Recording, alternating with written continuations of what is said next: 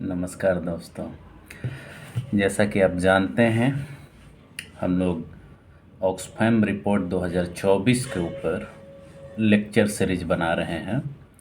और इसके पहले, इस लेक्चर को रिकॉर्ड करने से पहले हमने 3 वीडियो रिकॉर्ड किया है, लेक्चर रिकॉर्ड किया है। जो पहला तो इंट्रोडक्टरी है, दूसरा पहला चैप्टर पर है, दूसरा लेक्चर पहले चैप्टर पर है, तीसरा लेक्चर दूसरे चैप्टर पर है। और आज आज मैं तीसरे चैप्टर पर, चैप्टर नंबर 3 पर वीडियो रिकॉर्ड करने जा रहा हूँ, लेक्चर रिकॉर्ड करने जा रहा हूँ। जो हमने पहले के वीडियोज़ में 4 चैप्टर्स बताए, उसमें सबसे लंबा चैप्टर ये है और सबसे इम्पॉर्टेंट चैप्टर भी। तो इस चैप्टर के डिस्कशन को काफ़ी ध्यानपूर्वक आपको देखना है, उसे सोचना है, समझना है, जानना है और डिस्कस करना है। और पहले का जो भी तीनों वीडियो है उसको भी आप ज़रूर देखें, तब तीसरा चैप्टर और चौथा चैप्टर भी आपको मूल रूप से बेहतर तरीके से समझ में आएगा। इसी ब्रीफ बातचीत के साथ पीछे का बताते हुए मैं तीसरे चैप्टर पर आता हूँ, बिना टाइम बर्बाद किए बाकी बातों में। सीधे मैं टॉपिक पर आता हूँ कि आज का डिस्कशन का टॉपिक है ऑक्सफैम रिपोर्ट का चैप्टर नंबर 3। उसके बारे में हम लोग अब चर्चा करने जा रहे हैं। सबसे पहले आउटसेट में ही आपको ये जान लेना होगा कि इस चैप्टर का टाइटल क्या है, ताकि आपको ये सेंस पता चल जाए कि ओवरऑल इस लेक्चर में, इस चैप्टर में हम लोग क्या डिस्कस करने वाले हैं। तो चैप्टर का नाम है, आप ध्यान से सुनिएगा, how corporate power fuels inequality. तो कॉरपोरेट पावर क्या है? कॉरपोरेट पावर वैसा पावर जो कॉरपोरेशंस, कोई कंपनी अगर रजिस्टर्ड हो जाती है, कॉरपोरेटेड हो जाती है, इनकॉरपोरेटेड हो जाती है लॉ के अंदर, तो उसको कॉरपोरेट बोलते हैं। और उसको कंपनी के नाते, कॉरपोरेट के नाते जो उसके पास पावर होता है, जैसे हम लोग मोनोपोली पावर की बात की, तो वो जो पावर होता है उसी को कॉरपोरेट पावर कहते हैं। पावर किस चीज़ का? प्राइस फिक्स करने का, बढ़ाने का, घटाने का, पॉलिसी को इन्फ्लुएंस करने का, लेबर को कम पैसा देने का, कॉन्ट्रैक्ट करने का, बिजनेस बढ़ाने का, प्रॉफिट ज़्यादा से ज़्यादा कमाने का, वर्कर्स को कम पैसा देने का और मालिक और शेयर होल्डर को ज़्यादा पैसा देने का, लॉबिंग करने का, पार्टियों को चंदा देने का, चंदा देकर के पॉलिसी को इन्फ्लुएंस करने का, ये पावर जो है उसी के बारे में कहता है कि कैसे कॉरपोरेट पावर्स असमानता को बढ़ाता है, बढ़ाने की कोशिश करता है। इस चैप्टर में इसी बात का डिस्कशन है। तो चैप्टर क्या कहता है? Chapter 3 delves into how corporate power contributes to inequality through 4 main mechanism। तो मैकेनिज्म इस चैप्टर में डिस्कस किया गया है ऑक्सफैम रिपोर्ट के, कि इस कॉरपोरेट पावर के द्वारा इन इक्वालिटी को किन 4 मैकेनिज्म के द्वारा बढ़ाया जाता है। और वो 4 मैकेनिज्म क्या है? Exploiting workers while enriching affluent, मतलब वर्कर्स का एक्सप्लॉइटेशन करते हुए जो रीच लोग हैं, जो साधन संपन्न लोग हैं, उनको और मजबूत बनाना पहला तरीका है कि वर्कर का आप एक्सप्लॉइटेशन कीजिए और अमीर लोगों को ज़्यादा से ज़्यादा धनी बनाइए, मजबूत बनाइए, पहला तरीका। दूसरा तरीका टैक्स इवेजन, टैक्स चोरी करके, उस पर हम लोग डिस्कस करेंगे कि वो कैसे करते हैं। टैक्स चोरी दूसरा तरीका है कॉरपोरेट पावर के द्वारा असमानता को बढ़ाने का। तीसरा स्टेट प्राइवेटाइजेशन, मतलब स्टेट के द्वारा, राज्य के द्वारा जो भी पब्लिक सर्विसेज दी जाती हैं लोगों को कम कीमतों पर, क्योंकि वहाँ पर प्रॉफिट कमाना पर्पज नहीं होता है, स्टेट के द्वारा, राज्य के द्वारा लोगों का कल्याण होता है। तो कॉरपोरेट पावर क्या करता है? अपने पावर के द्वारा सारे पब्लिक सर्विसेज को प्राइवेटाइज करने की कोशिश करता है और इस रूम में पूरे स्टेट को ही वो निजी क्षेत्र में धकेलने की कोशिश करता है। चौथा कौन सा तरीका है जिससे इस असमानता को कॉरपोरेट पावर बढ़ाता है? आपके क्लाइमेट चेंज को बढ़ावा दे करके, पर्यावरण को नुकसान पहुंचा करके, ग्लोबल वार्मिंग को बढ़ा करके, यानी कि फॉसिल फ्यूल का इस्तेमाल करेगा और उससे पॉल्यूशन को बढ़ाएगा। पॉल्यूशन से सबसे ज़्यादा नुकसान किसको पहुंचेगा? वैसे लोगों को जिनके पास कोई साधन नहीं है। अगर वो बीमार होते हैं तो उनके पास कोई पैसा नहीं है कि वो अच्छा दवा ले सकें, अच्छे हॉस्पिटल में जा सकें। या वैसे गरीब कंट्री, गरीब देशों के लोग जो समुद्र के किनारे, नदियों के किनारे रहते हैं, जबकि इससे फ़ायदा उठाने वाले लोग धनी लोग हैं, उन पे इसका प्रभाव कम पड़ता है या नहीं के बराबर पड़ता है, क्योंकि उसके पास सारा साधन है। अगर वो बीमार होता है तो उसके पास पैसा है, अच्छे हॉस्पिटल में इलाज करा सकता। तो इन 4 तरीकों से कॉरपोरेट पावर असमानता को बढ़ावा देता है। इसी के बारे में हम लोग इस रिपोर्ट में, इस चैप्टर में हम लोग डिस्कस करने वाले हैं। जो मूल 4 तरीके हैं उसी के बारे में। तो लास्ट तक बने रहेगा वीडियो में। हो सकता है थोड़ा सा ये लंबा हो, लेकिन बहुत ही इंफॉर्मेटिव और बहुत ही इम्पॉर्टेंट चैप्टर है यह इस रिपोर्ट का। तो आइए अब आगे बढ़ते हैं। तो ये रिपोर्ट कहता है, रिपोर्ट बताता है कि in recent years global workforce has faced harsh condition characterised by under payment, insecurity and danger.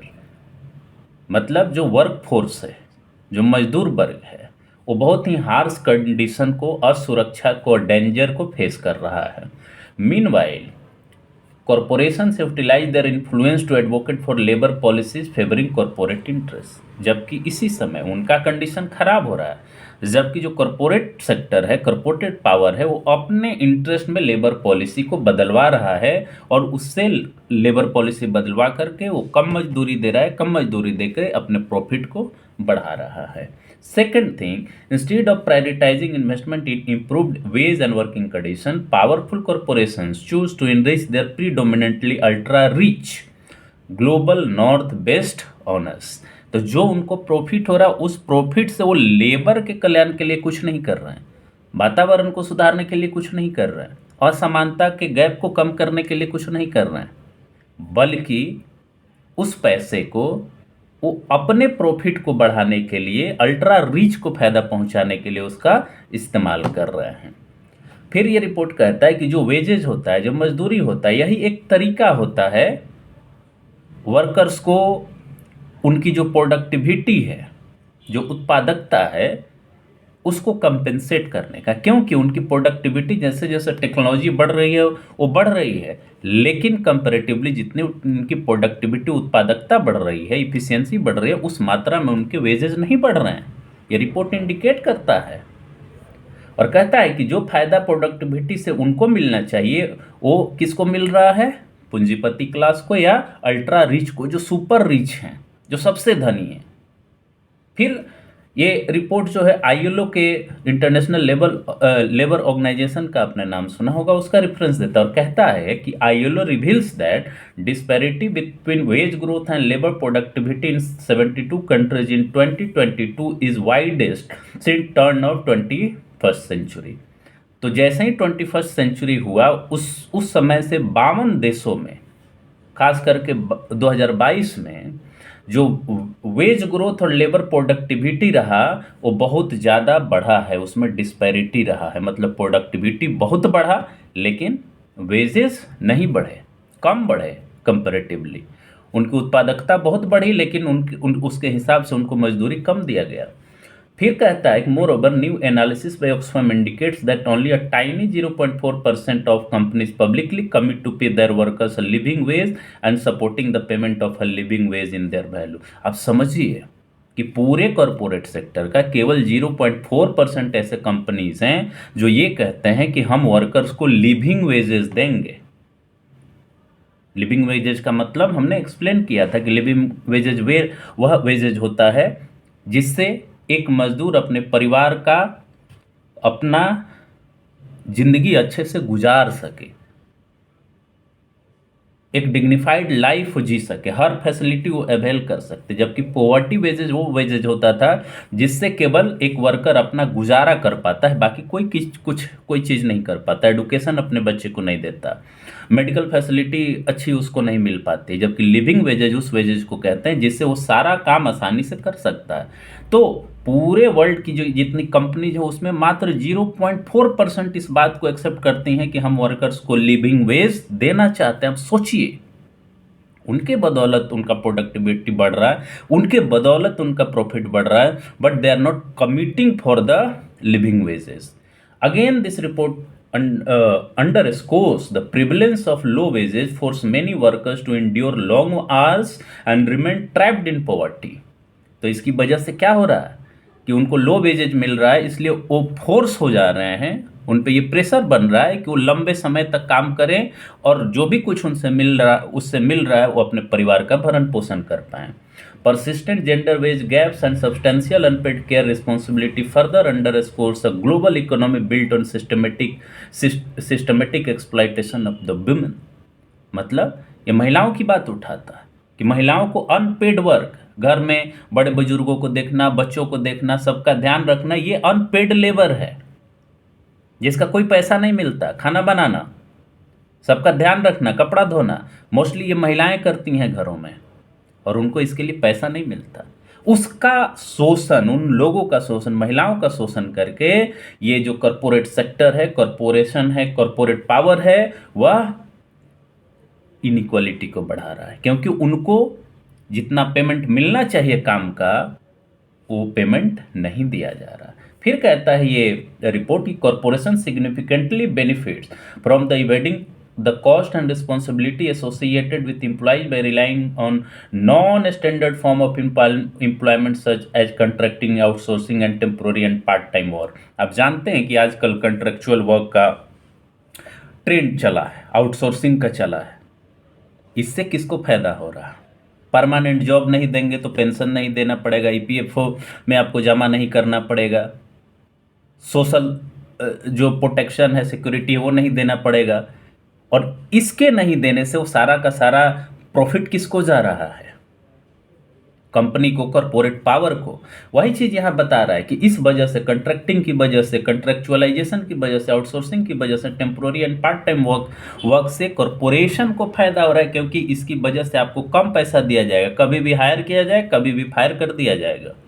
किसको इससे बेनिफिट हो रहा है? कंपनी को, उसका प्रॉफिट मार्जिन बढ़ रहा है और इस तरह से कॉर्पोरेट पावर बढ़ रहा है, कॉर्पोरेट सेंट्रलाइजेशन बढ़ रहा है और इससे इनइक्वालिटी में इजाफा हो रहा है। Again this report is referring the study done by ILO, International Labour Organization, and says that according to International Labour Organization, 2.3 million workers succumb annually to occupational accidents or work-related disease, while 17.3 million people endure forced labor in the private sector, with majority toiling in domestic and global supply chain। अब समझिए, this is the opening statement given by Oxfam in this chapter and cited the report और study given by ILO, international labour organisation. क्या कहता है कि 2.3 million worker ऐसे हैं जो रेगुलरली, एनुअली जो पेशागत जो घटनाएं होती हैं, ऑक्यूपेशनल एक्सीडेंट होते हैं, उससे प्रभावित हैं, और 17.3 मिलियन पीपल जो हैं प्राइवेट सेक्टर में फोर्स लेबर करने के लिए, जबरदस्ती काम करने के लिए मजबूर हैं। इसके साथ साथ ये रिपोर्ट कहता है कि trade unions and collective bargaining has been historically played a role in enhancing worker wages, protection and rights and are linked to reduce income equality. तो यूनियन बनाने का जो पावर होता है उससे बार्गेनिंग पावर बढ़ता है, ये रिपोर्ट कहता है, और उससे इनकम इनइक्वालिटी को कम करने में मदद मिलता है। लेकिन the most important point is that, लेकिन क्या स्थिति है? पढ़ता हूं और तब एक्सप्लेन करता हूं। However The past decade has witnessed a consistent increase in violation of workers' rights across the region, including widespread infringement on right to collective bargaining and instances of violence against unionists and workers, as reported by International Trade Union Confederation in 2023। निश्चित तौर पे union बनाने के right से उनको bargain करने की power मिलती है, इन इक्वलिटी को कम करने, वेज के इजाफे में मदद मिलती है। लेकिन रिपोर्ट ये बताता है, आंकड़ा ये बताता है ITUC का, इंटरनेशनल ट्रेड यूनियन कन्फेडरेशन का, कि उनका धीरे धीरे धीरे कलेक्टिव बार्गेनिंग का राइट कम हो रहा है, उनको दबाया जा रहा है, उनको ख़त्म किया जा रहा है। Then again the report says that the recent high-profile strikes and unionization efforts have garnered attention and secured victories for workers। कुछ एग्जाम्पल ये देता है कि लोग और वर्कर्स जो है, यूनियन लीडर्स जो है, प्रयास कर रहे हैं कि यूनियनाइजेशन हो और कहीं कहीं उनको जीत भी मिल रहा है। लेकिन allegation suggest that some of the world wealthiest corporation and their suppliers have employed union busting tactics in the both global south and global north। Evidence से भी बताता है कि जो बड़े बड़े कॉरपोरेशंस हैं वह ऐसा तरीका, ऐसा टैक्टिक्स, जिसको यूनियन बस्टिंग टैक्टिक्स कहा जाता है, मतलब यूनियन को ख़त्म करने का जो टैक्टिक्स है वो अपना रहे हैं। इन OECD countries union membership dwindled from 30% of workers in 1985 to 17% by 2017। अब समझिए इस बात, ये बता रहा है कि 1985 में जो यूनियन का मेंबरशिप हुआ करता था वो ओवरऑल वर्कर्स उसमें 30% हुआ करते थे, और आज 2017 के आसपास वो मात्र 17% हो गया। मतलब लोग डर रहे हैं, मजदूर डर रहे हैं कि हम यूनियन में अगर शामिल होंगे तो हमारे साथ कॉरपोरेशन वाले क्या कर सकते हैं। 1985 में जो ये प्रतिशत 30% था वर्कर्स का, वो जाके 2017 में मात्र 17% रह गया। Oxfam analysis of world benchmarking alliance data reveals that, तो ये ऑक्सफैम रिपोर्ट ने वर्ल्ड बेंचमार्किंग अलायंस का डेटा रेफर किया और कहता है कि only 0.7% of world largest companies fully meet a set of labor standards that include respecting right to join trade union and engage in collective bargaining। तो पूरे world का जो बड़ी बड़ी कंपनियां हैं उसके केवल 0.7% कंपनियां ऐसी हैं जो लेबर स्टैंडर्ड होता है, लेबर लॉ होता है, जिसमें ये लोगों को, वर्कर्स को अधिकार होता है कि वो यूनियन में शामिल हो, कलेक्टिव बार्गेनिंग करें, और रिकॉग्नाइज करते हैं। कितने परसेंट? मात्र 0.7% कंपनीज, बाकी कोई नहीं करता। मतलब उनके पास यूनियन में पार्टिसिपेट करने का, उसके मेंबर होने का, कलेक्टिव बार्गेनिंग का कोई पावर नहीं है। अगर नहीं है, इंडिविजुअल हैं, तो उनके राइट को, उनके मांग को, उनके परेशानी को इजीली दबाया जा सकता है और एक्सप्लॉइटेशन किया जा सकता है। फिर ये रिपोर्ट कहता है कि कॉर्पोरेट पावर जो है, वो the corporate power has led to significant distribution of value from majority to a small ultra rich wealthy minority. तो इस कॉर्पोरेट पावर का इस्तेमाल करके जो वेल्थ जनरेट हो रहा है, प्रॉफिट जनरेट हो रहा है, वो ज़्यादा से ज़्यादा उनके पास पहुंच रहा है जो सुपर रिच और अल्ट्रा रिच हैं। कैसे? तो आप जानते हैं कि जो कंपनीज होती हैं शेयर होल्डर को डिविडेंड्स देती हैं, शेयर बाई बैक करती हैं। तो ये रिपोर्ट यहाँ पे ये दिखा रहा है कि जो प्रॉफिट होता है वो प्रॉफिट आइडियली लिविंग वेजेस को बढ़ाने के लिए किया जाना चाहिए, वर्कर्स के वेलफेयर के लिए किया जाना चाहिए। जो पॉल्यूशन जनरेट हो रहा है, वातावरण को जो नुकसान पहुंच रहा है, उसके लिए होना चाहिए। लेकिन ये कंपनीज क्या कर रही हैं? इन कंपनीज के द्वारा उस प्रॉफिट को शेयर होल्डर्स को डिविडेंड्स के रूप में दिया जा रहा है, या शेयर बाई बैक्स के रूप में उस पैसे को अपना प्रॉफिट बढ़ाने के लिए इस्तेमाल किया जा रहा है।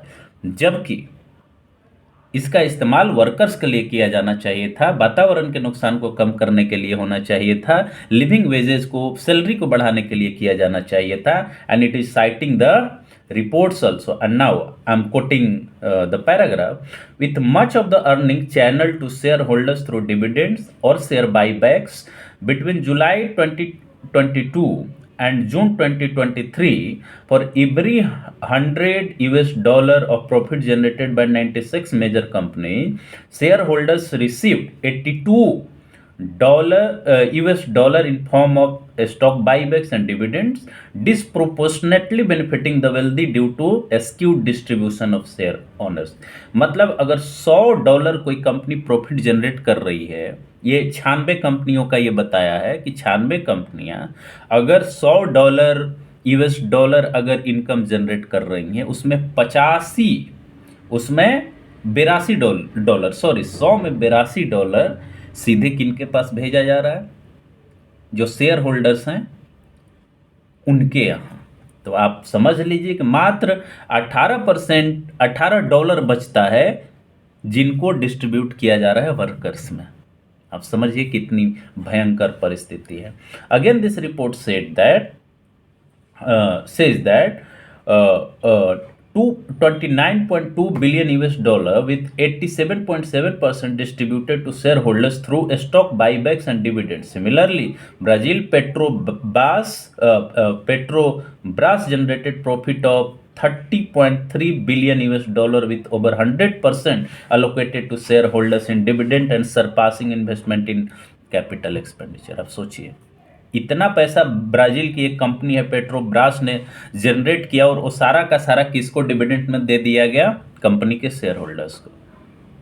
वो मजदूरों के पास नहीं गया, वो कैपिटल एक्सपेंडिचर में नहीं गया। जितना कैपिटल एक्सपेंडिचर किया जा रहा था उससे ज़्यादा शेयर होल्डर को लाभ के तौर पर दे दिया गया। वर्कर्स के कल्याण के लिए कुछ नहीं किया गया। सो this is very dangerous situation, very serious situation. Again this report highlights that the fund allocated to dividends and shareholders buybacks from the richest 10% to bottom 40% of income distribution could potentially decrease global income inequality by 21.5%, equivalent to actual decline observed in Palma ratio over 41 years. तो कहने का मतलब ये है कि जितने पैसे उनको डिविडेंड्स के रूप में या बाईबैक्स के रूप में दिए जा रहे हैं from richest 10% to bottom 40% of income distribution, तो अगर इस 10% रिचेस्ट को, जो 10% है उनके इनकम को अगर पॉवर्टी को कम करने के लिए लगाया जाए, जो निर्धनता है उसको कम करने के लिए लगाया जाए, तो उसको अगर ये पैसा लगाया जाता है निर्धनता को कम करने के लिए, पॉवर्टी को कम करने के लिए, तो लगभग 21.5% कम किया जा सकता है। लेकिन सवाल ये है कि क्या वो लोग लगाएंगे? क्या लगा रहे हैं? आंसर है नहीं। Then again this report cites the ILO analysis, International Labour Organization. So analysis by the International Labour Organization indicates that the declining wages could worsen equality. यानी जो वेजेस गिर रहा है मजदूरों का, उससे क्या होगा? इनइक्वालिटी बढ़ेगा।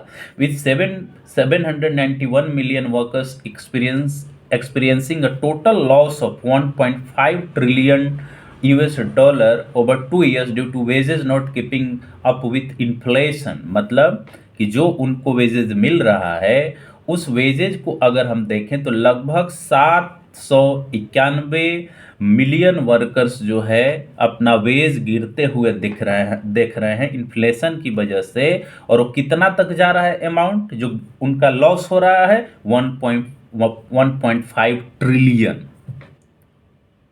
समझ रहे हैं आपको? समझ रहे हैं आप? 791 मिलियन वर्कर्स का जो लॉस हो रहा है इन्फ्लेशन की वजह से, वो कितने अमाउंट के बराबर है? 1.5 ट्रिलियन $। फिर एक रिपोर्ट और साइट करता है ऑक्सफैम रिपोर्ट इस चैप्टर में, and that is the report of world inequality lab found that the poorest half of the world population earns only 8.5% of the global income. मतलब जो सबसे गरीब हैं इस पूरे विश्व के अंदर, वो पूरे ग्लोबल इनकम का मात्र 8.5% अर्न कर रहे हैं। with many countries showing a stacked disparity in income distribution. For instance, the poorest 40% of household in country like Mexico, Namibia, Indonesia and Romania earn only a fraction of total income. मतलब इन countries में अगर बात करें तो poorest 40% जो हैं वो total income का इससे भी कम अर्न कर रहे हैं। जो हमने बताया कि टोटल ग्लोबल पॉपुलेशन का आधा से ज़्यादा जो है मात्र 8.5% ही इनकम अर्न कर रहा है, जब इन कंट्रीज में और बुरा स्थिति है, मतलब भयंकर स्थिति है।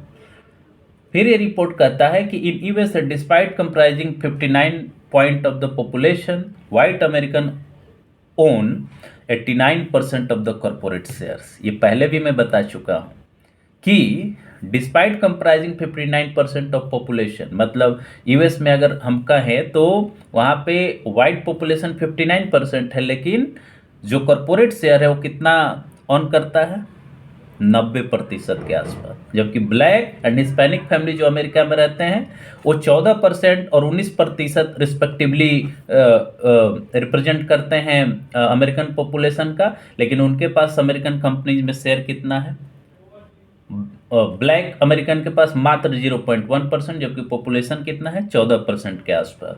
और हिस्पैनिक जो फैमिलीज है उनका कितना पॉपुलेशन है, लगभग 19%, लेकिन उनका शेयर कितना है 0.5%।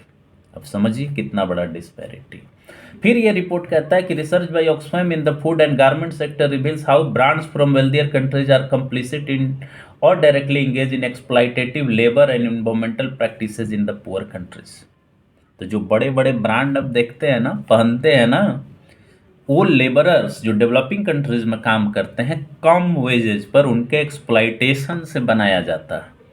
और वही रिपोर्ट यहाँ पे हाईलाइट करता है कि ये जितने ब्रांड्स आप देख रहे हैं वेल्दियर कंट्री से जो आते हैं, वो डेवलपिंग कंट्रीज में लेबर्स जो होते हैं, मजदूर जो होते हैं, उनके एक्सप्लॉयटेशन से डेवलप किया जाता है।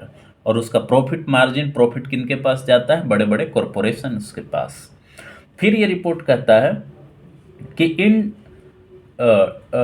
in 2019 women earned only 51 cents for every dollar earned by man। मतलब अगर $1 की हम बात करें, उस $1 में 51 सेंट्स केवल जो है $1 का एक महिला अर्न करती है 2019 में, and lost a combined 800 billion in earning in 2020 due to pandemic's economic impact।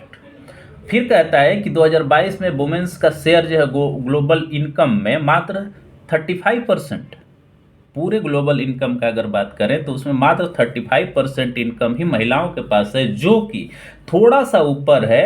1990 में ये 30% था, तो 1990 में 30% और अभी कितना है 35%।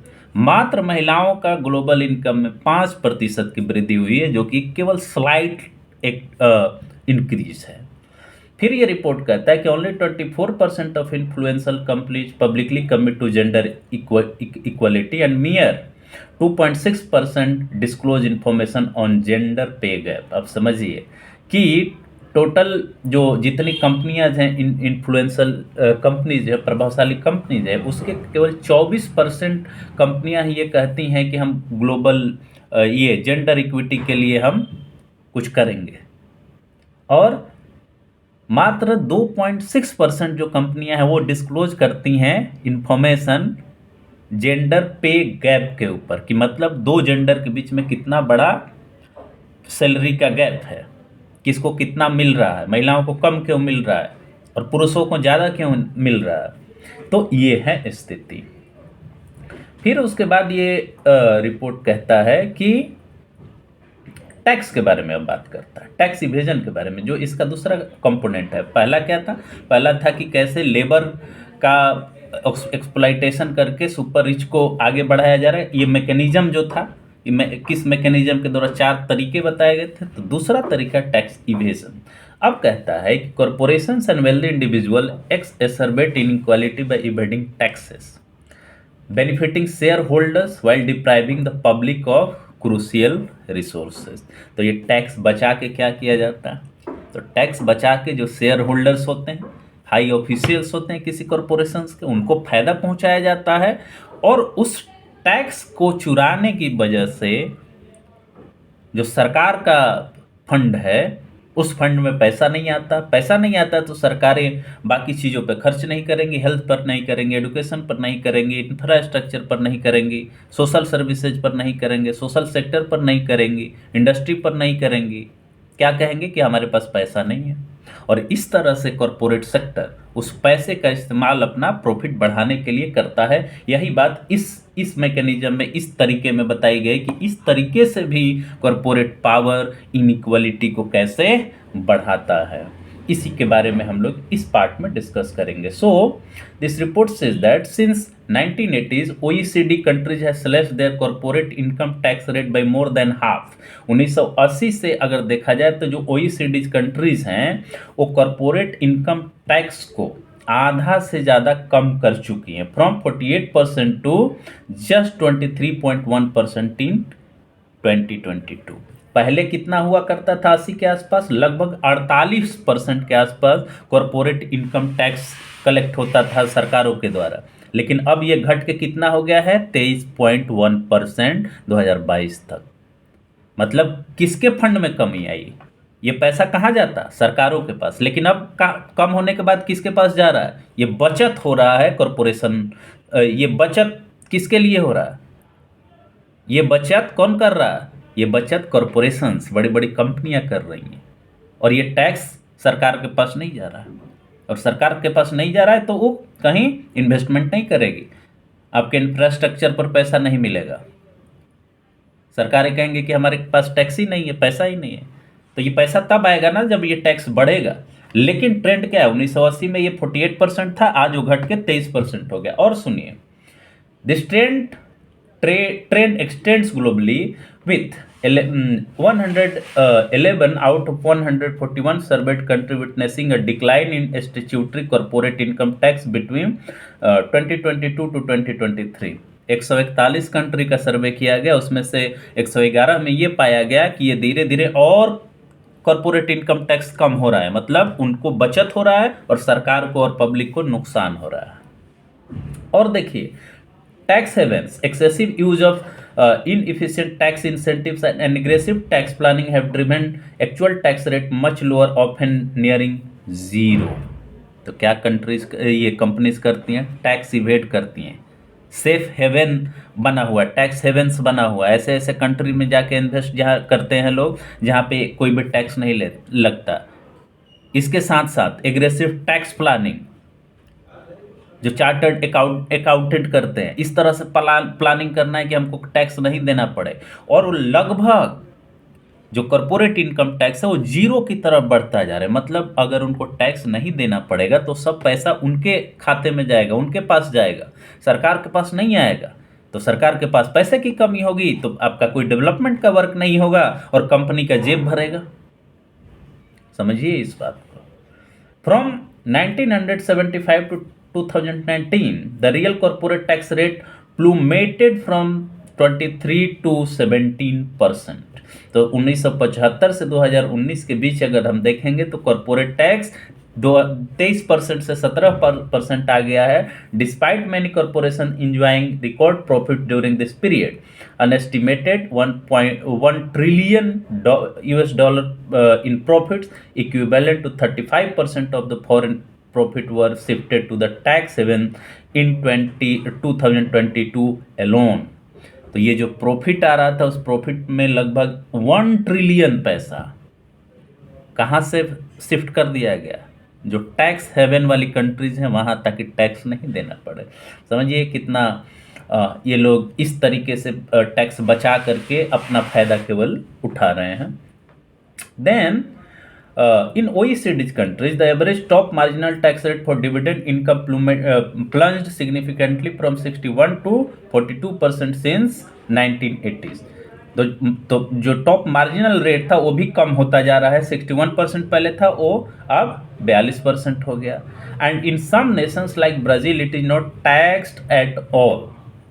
ब्राज़ील जैसा भी देश है जहाँ पे टैक्स लगता ही नहीं है इन इनकम पर, फिर कहता है ये report, additionally income from selling shares in corporations faces an average tax rate of just 18% across 123 countries, considerably lower than labour income tax rates around 31% in major economies. मतलब क्या कहा जा रहा है? कहा जा रहा है कि जो भी शेयर ये लोग बेचते हैं उस शेयर पर पूरे 123 कंट्री का डेटा उठा के देखा गया तो मात्र उस पर 18% का टैक्स लगता है, जबकि जो लेबरर्स का, जो मजदूरों का इनकम टैक्स होता है उस पर 31% टैक्स लग रहा है। अब सोचिए किन पर ज़्यादा लगना चाहिए। Capital gains, the primary income source पर टॉप 1% इन मेनी कंट्रीज गो अनटैक्स्ड। तो आप देखिए कि ये कह रहा है कि primary income source for top 1% जो कि कैपिटल गेन्स टैक्स होता है, मैनी कंट्रीज में ये लगता ही नहीं है। मतलब बल्ले बल्ले हैं, उनके ऊपर कोई टैक्स ही नहीं लग रहा है। तो ये बहुत ही खराब सिचुएशन है और इस तरह से वो बढ़ाया जा रहा है। फिर ये रिपोर्ट कहता है कि decline in corporate tax and taxes on wealthy owners has not only enriched the ultra wealthy but has also imposed significant cost on the society। क्यों सोसाइटी पर? तो एक तरफ जो कॉरपोरेट टैक्स है, कॉरपोरेट इनकम टैक्स है, उसको घटाया जा रहा है, तो सरकारें अपना खर्चा चलाने के लिए, डेवलपमेंट का काम करने के लिए टैक्स कहाँ लगा रही हैं? समझिए इस बात को। उसको कंपेंसेट करने के लिए सरकारें इनडायरेक्ट टैक्सेस लगाती हैं। कॉरपोरेट इनकम टैक्स क्या है? डायरेक्ट टैक्स, वो कंपनी पर लगता है, कंपनी को पे करना पड़ता है। जबकि इनडायरेक्ट टैक्स में क्या होता है? ये लोगों पर कहा जाता है कि टैक्स लगा है, और जो सामान खरीदते हैं उन पर टैक्स लगता है, उसका भाव बढ़ जाता है, इन्फ्लेशन बढ़ जाता है, और वो कौन बियर करता है? हम और आप, जनरल पब्लिक। तो सोचिए उनको फायदा पहुंचाकर कॉरपोरेट इनकम टैक्स घटा करके, और उसका भार किस पे शिफ्ट कर दिया गया? सोसाइटी के ऊपर। सोसाइटी के ऊपर आप और हम उसको पे कर रहे हैं, और वो क्या कर रहे हैं? वो प्रॉफिट कमा रहे हैं। यही बात इसमें कहा गया कि for example in Mexico tax incentive for corporations exceed the entire health budget for 2021। सोचिए कि मैक्सिको में जो टैक्स इंसेंटिव कॉरपोरेशंस को दिया गया, इंसेंटिव मतलब उनको फायदा पहुंचाना, उनको प्रायोरिटी देना, टैक्स में छूट देना, वो मैक्सिको के टोटल बजट से भी ज़्यादा था 2021 में। Women are particularly impacted as they are primary users of public services, over represented in public sector workforce and often shoulder the burden of unpaid care work due to gap in public provision। क्या कहने का मतलब है कि अगर countries के पास corporate income tax नहीं आएगा तो उनके पास फंड की कमी होगी। फंड की कमी होगी तो कहाँ कटौती करेंगे? हेल्थ में करेंगे, एडुकेशन में करेंगे, रोड में करेंगे, इंफ्रास्ट्रक्चर में करेंगे, सोशल सर्विसेज में करेंगे। तो इससे कौन इम्पैक्ट होगा? सबसे ज़्यादा महिलाएं होंगी, सबसे ज़्यादा महिलाएं होंगी, गरीब होंगे, बड़े बुजुर्ग होंगे, जो ओल्ड एज पर्सन्स हैं, अबेंडेंड फैमिलीज होंगी, सड़क, बिजली, पानी पर खर्चा कम किया जाएगा। और इसी का एग्जाम्पल दिया है नाइजीरिया का कि higher tax revenue could prevent harmful cuts to public services such as proposed cuts to primary health budget in Nigeria despite a high maternity mortality rate। तो क्या हुआ इससे कि जब नाइजीरिया के सरकार के पास कॉरपोरेट इनकम टैक्स का पैसा नहीं आ रहा है, टैक्स लोग नहीं दे रहे हैं, तो वो हेल्थ पर कटौती कर दिया, जबकि नाइजीरिया में मैटरनल मोर्टेलिटी रेट बहुत हाई है। अगर हेल्थ पर खर्चा होता तो मैटरनल मोर्टेलिटी रेट कम होता, लेकिन उसके पास पैसा नहीं है इसलिए उसने कटौती कर दी। इसी तरह से एडुकेशन पर कटौती होगा, एडुकेशन पर कटौती होगा तो टीचर अपॉइंट नहीं होंगे, क्वालिटी एडुकेशन नहीं मिलेगा, क्वालिटी एडुकेशन नहीं मिलेगा तो सरकारी स्कूलों की आप स्थिति पहले से जानते हैं, और जो गरीब बच्चे हैं वो नॉमिनल फी भी लगाने वाले प्राइवेट सेक्टर के स्कूल में जाकर पढ़ाई नहीं कर सकते। इसका ये प्रभाव है, समझ रहे हैं? तो decline in corporate tax also creates a significant global injustice with large corporations in global north extracting vast wealth from global south and often paying little to no tax। ये पहले भी मैं डिस्कस कर चुका हूं कि जो एक्सप्लॉइटेशन हो रहा है वो डेवलपिंग कंट्रीज का हो रहा है, पुअरर सेक्शन ऑफ सोसाइटी का हो रहा है, और उससे ग्लोबल नॉर्थ के जो बड़े बड़े कैपिटलिस्ट हैं, बड़े बड़े कंपनीज हैं, बड़े बड़े कॉरपोरेशंस हैं, उनको फायदा हो रहा है। For example, for instance, African countries depend nearly twice as much on the corporate income tax revenue. Corporate tax avoidance leads to an estimated annual loss of $200 billion with global south countries bearing a disproportionate burden। मतलब African countries जो हैं अपने economic system को चलाने के लिए global corporate income tax पर depend करती हैं, लेकिन टैक्स कमी की वजह से जो जो वेस्टर्न कंट्रीज होते हैं वो जो प्रेशराइज करते हैं कि टैक्स को कम किया जाए, उसकी वजह से लगभग 200 बिलियन US$ का नुकसान इन डेवलपिंग कंट्रीज को हो रहा है, जिसकी वजह से जो लोगों की बेसिक ज़रूरतें हैं उसका वो फंडिंग नहीं कर पा रहे हैं।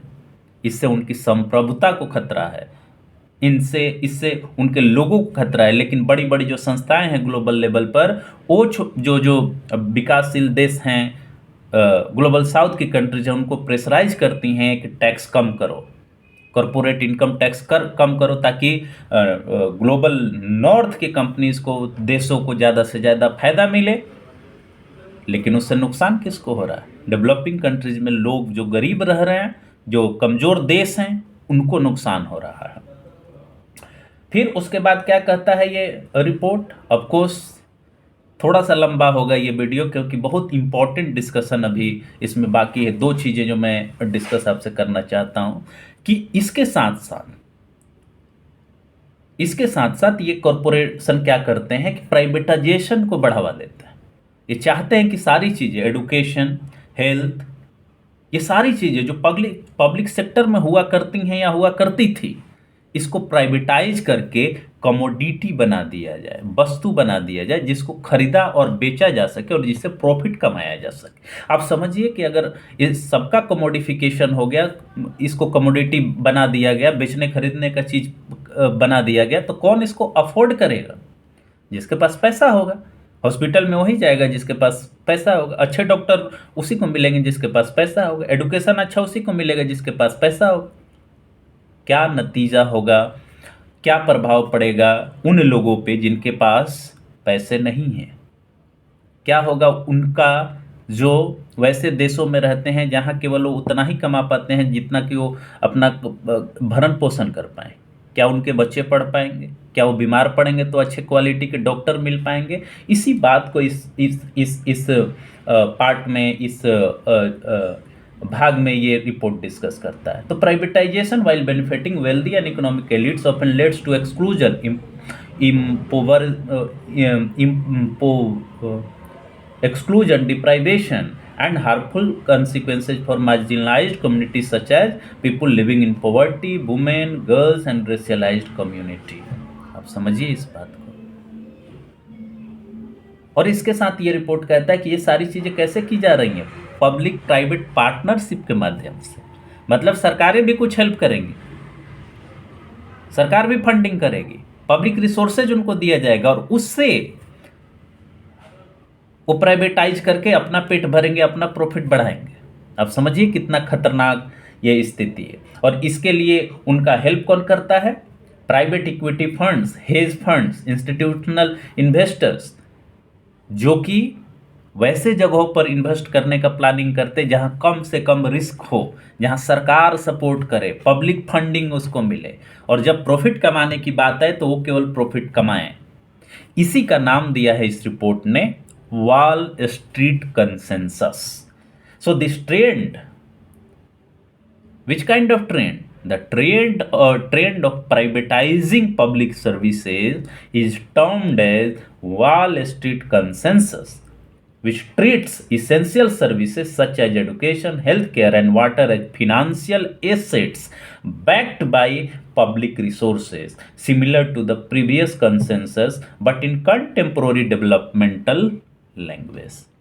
आपने सुना होगा वाशिंगटन कंसेंसस के बारे में, ये आप पर मैं छोड़ता हूं कि वो क्या है वाशिंगटन कंसेंसस और वॉल स्ट्रीट कंसेंसस उससे अलग कैसे है। इस टर्म को इस रिपोर्ट में बताया गया है कि किस तरह से ये इसेंशियल सर्विसेज, जो बेसिक सर्विसेज हैं, उसको कमोडिटी में बदलने की कोशिश की जा रही है ताकि उसे मुनाफा कमाया जा सके। So this is very very important discussion in this report.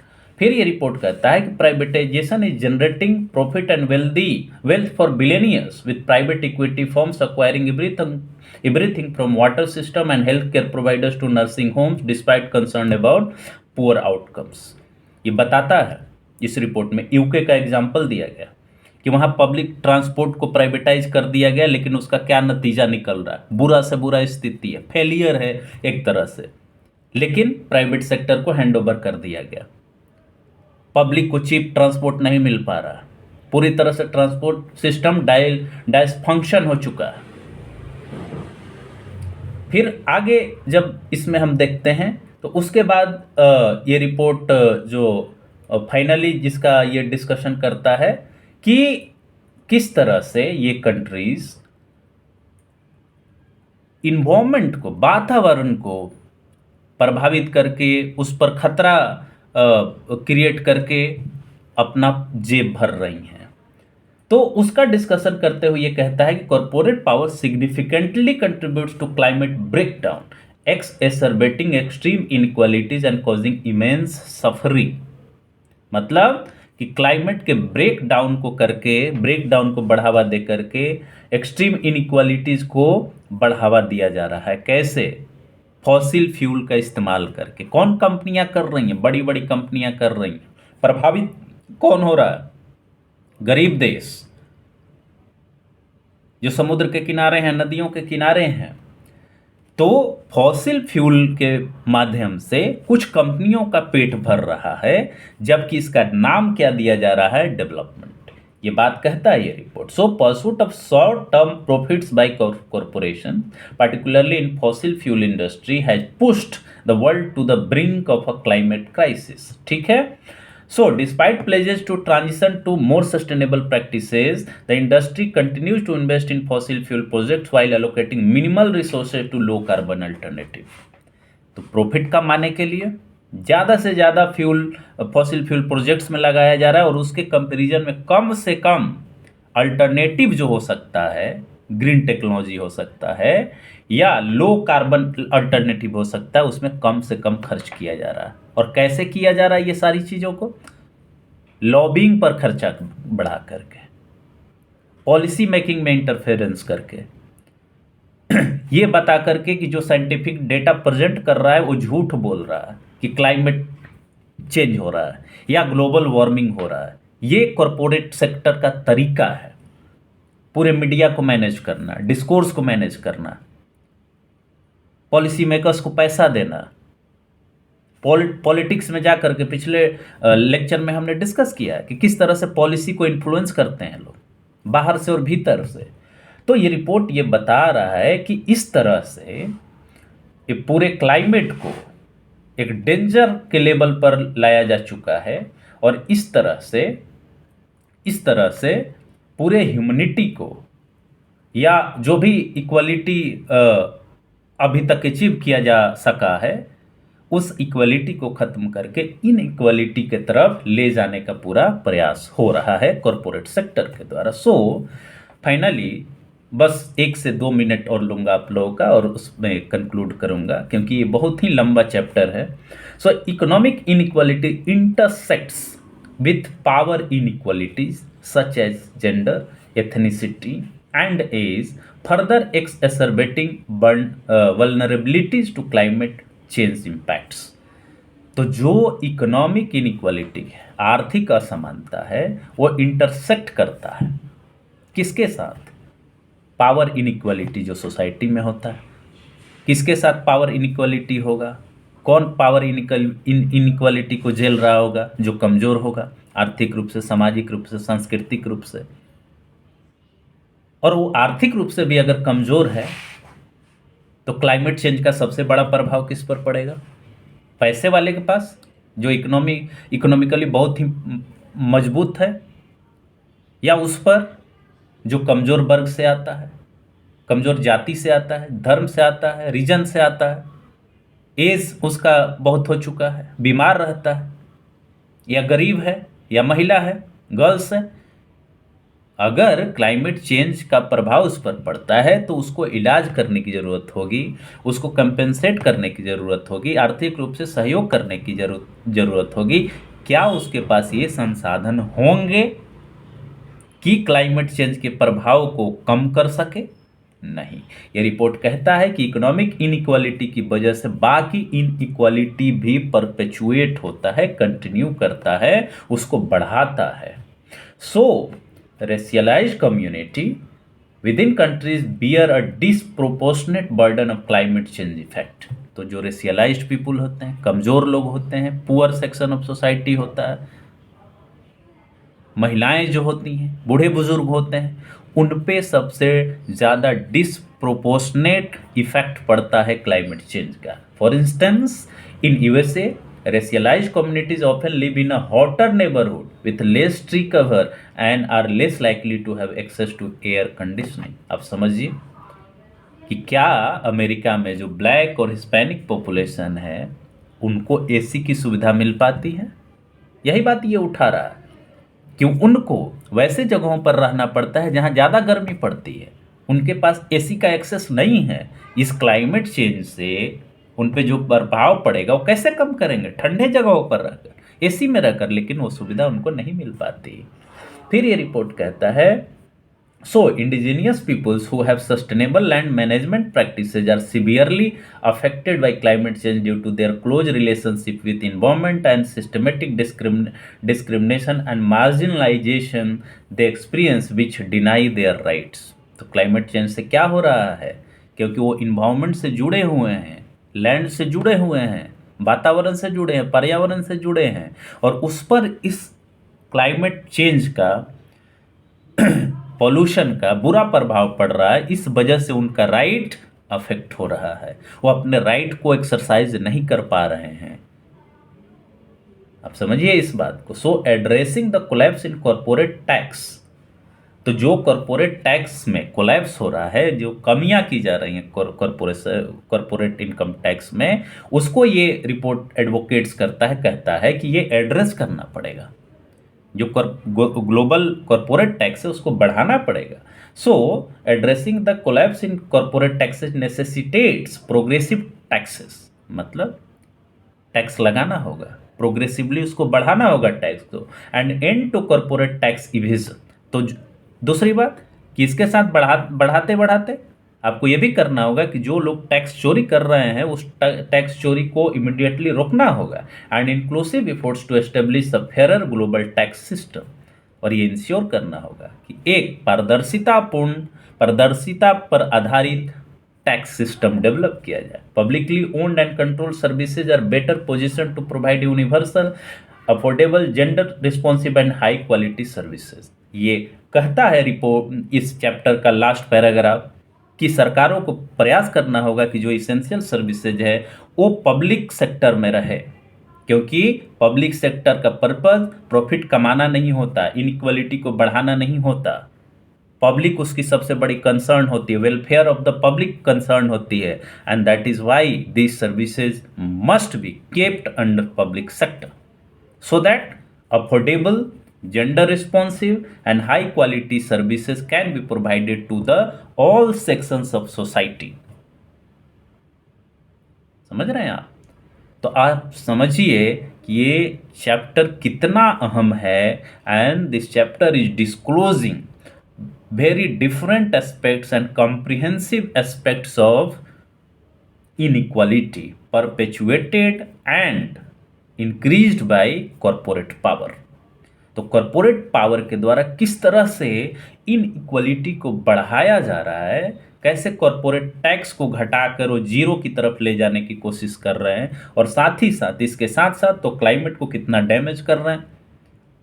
जो अभी तक पब्लिक सर्विसेज है उसको प्राइवेट कमोडिटी बनाने की कोशिश कर रहे हैं। जो नया कंसेप्ट इसमें दिया गया, वॉल स्ट्रीट कंसेंसस, जो वाशिंगटन कंसेंसस से अलग है, इसके साथ ये भी बात ये रिपोर्ट कहता है कि ये सारी चीज़ें वेस्टर्न जो गवर्नमेंट है, जो ऐसे कॉरपोरेशंस को सपोर्ट करती हैं, इंटरनेशनल ऑर्गेनाइजेशंस हैं जैसे वर्ल्ड बैंक हुआ, उनके सपोर्ट से ये किया जा रहा है और इसका डिसप्रोपोर्शनेट इम्पैक्ट गरीब जनता पर पड़ रहा है, गरीब देशों पर पड़ रहा है। और इसका निदान यही बताया जा रहा है कि आप कॉरपोरेशन टैक्स को बढ़ाओ, उससे क्या होगा कि सरकार का फंड बढ़ेगा, उसका इनकम बढ़ेगा, रेवेन्यू जनरेट होगा और वो फिर रेवेन्यू को जो बेसिक पब्लिक सर्विसेज है उस पर लागू किया जाए। ये रिपोर्ट ये भी लास्ट में कहता है, इस चैप्टर का ये लास्ट पैराग्राफ, कि पब्लिक सेक्टर, पब्लिक सर्विसेज को बढ़ाने की ज़रूरत है, स्टेट को इंटरफेयर करने की ज़रूरत है, सब चीज़ अनकंट्रोल्ड छोड़ने की ज़रूरत नहीं है, एक फेयर टैक्स सिस्टम डेवलप करने की ज़रूरत है। And then inequality can be reduced, controlled. So there should be no free power to corporate sector, because corporate power is increasing or fueling inequality at the global scale. And of course there is